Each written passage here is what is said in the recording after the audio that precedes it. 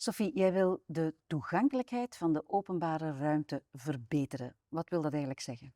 Ja, klopt. Heel veel mensen krijgen onverwacht te maken, bijvoorbeeld met een ziekte, met een handicap of mensen worden ouder, ze worden moeilijker, ja, ze De zijn been? moeilijker te been. Dus daarom is het toch wel heel belangrijk dat publieke ruimtes, ik denk bijvoorbeeld aan bushaltes, stationsbuurten, maar ook openbare gebouwen, ja, toegankelijk en ook veilig zijn voor iedereen. Mhm. Dus het is heel belangrijk. ehm, Op welke manier wil je dat verwezenlijken? Ja, dat kan eigenlijk met een heel aantal kleine maatregelen al gebeuren, hè. Ik denk bijvoorbeeld aan openbare toiletten, toiletten in openbare gebouwen. Ik was gisteren nog kleren gaan kopen met mijn kindjes en ik moest plots naar het toilet. Ik moest dan mij nog naar de kassa begeven om te vragen of ik naar het toilet mocht gaan. Moest mij daar ook nog bij verantwoorden. Ja, ik denk dat niemand voor de lol gaat vragen of hij of zij naar het toilet mag gaan. Dus dat zou veel gemakkelijker kunnen door bijvoorbeeld de toiletten in openbare gebouwen voor iedereen toegankelijk te stellen. Mhm.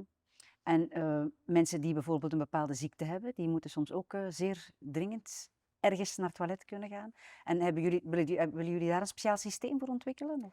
Ja, klopt. Dat is voor heel veel mensen een probleem. Ik was gisteren nog met mijn kinderen kleren gaan kopen en ja, ik moest plots naar het toilet. En dan moet je je eerst gaan verantwoorden bij de kassierster om toegang te krijgen tot dat toilet. En ja, dat is niet vanzelfsprekend. Dat zou veel beter kunnen. Er zouden eigenlijk ja, gewoon openbare toiletten moeten zijn voor iedereen overal.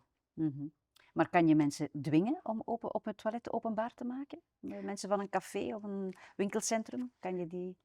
Ja, wij willen alvast beginnen met een toiletpas, zodat we mensen met een ziekte al een pasje geven, zodat zij zeker toegelaten worden tot het toilet in eender welke zaak of omgeving. Maar daarnaast vind ik wel ja, dat we voor iedereen de toegang tot een toilet ten alle tijde moeten kunnen garanderen. Niemand gaat ergens voor zijn plezier vragen of hij of zij naar het toilet mag gaan. Mhm.